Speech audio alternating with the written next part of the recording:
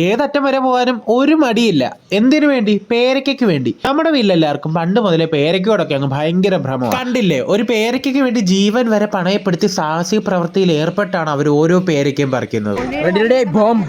താഴോട്ടാണോ മോളോട്ടാണോ എന്ന ചോദ്യചിഹ്നമായിട്ട് കണ്ണീരില്ല കയറ്റി നിൽക്കുന്ന സമയത്തും റെഡി ബൂം ബാങ്കിനൊന്നും ഒരു കുറവും വരുത്താറില്ല ഞങ്ങള്. ദേണ്ട അടുത്തത് പേരയ്ക്കോടുള്ള കൊതിമുത്ത് കയറി നിന്നതും വക്കത്ത് പാരപ്പറ്റാണെന്ന് പറഞ്ഞ് എടുത്ത് ചാടഞ്ഞ കാര്യമായി. എന്നാൽ പിന്നെ ഒരു ഓലക്കീറും വെള്ളം കൊണ്ടും എടുത്താൽ മതിയായിരുന്നു. എന്താ ഇത് നാടകമോ? നമ്മൾ കയറാൻ പറ്റാതാകുമ്പോൾ ആ വിഷമിക്കുന്നത് കാണിക്കാൻ വേണ്ടിയിട്ടുള്ള ഒരു തത്രപ്പാടാണ് ഈ കാണുന്നത്. പിന്നെ ഈ തള്ളയുടെ കാര്യം പറയാതിരിക്കുന്നത് നല്ലത്.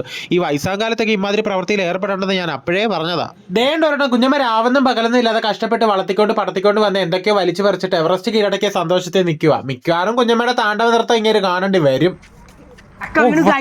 ചക്ക വീണില്ലേലും ഒരു ഇഞ്ച് മാറിയിട്ടുണ്ടായിരുന്നെങ്കിൽ ഇങ്ങനെ വീണ് പടമായിരുന്നു. നമ്മൾ അങ്ങനെ നോക്കിയപ്പോ അടുത്ത മുതുകുത്ത് എന്തൊക്കെയോ കയറി കാണിക്കുന്നുണ്ട്. രണ്ടും കൂടെ ടൈറ്റാനിക് ആണെന്നൊക്കെയാ പറയുന്നത്. അതും പോരാഞ്ഞിട്ട് സ്വന്തമായിട്ട് ഒരു പഞ്ചായത്ത് ഉണ്ടാക്കി അവിടുത്തെ സാറയുടെ മോഡലാണെന്ന് പറഞ്ഞ് രമണി ചേച്ചിയും തങ്കമണി ചേച്ചിയാണ് നിങ്ങൾ ഈ കാണുന്നത്. എന്റെ പൊന്നെ, എന്തൊക്കെ മുതുകുത്ത് കാണണോ എന്തോ. അടുത്ത വർഷം കല്യാണം കഴിഞ്ഞ് 10-15 പിള്ളേരാണ് മനുഷ്യനായിട്ട് ഇതൊക്കെ കളിക്കുന്നത്. അപ്പൊ കാണാം. Okay bye.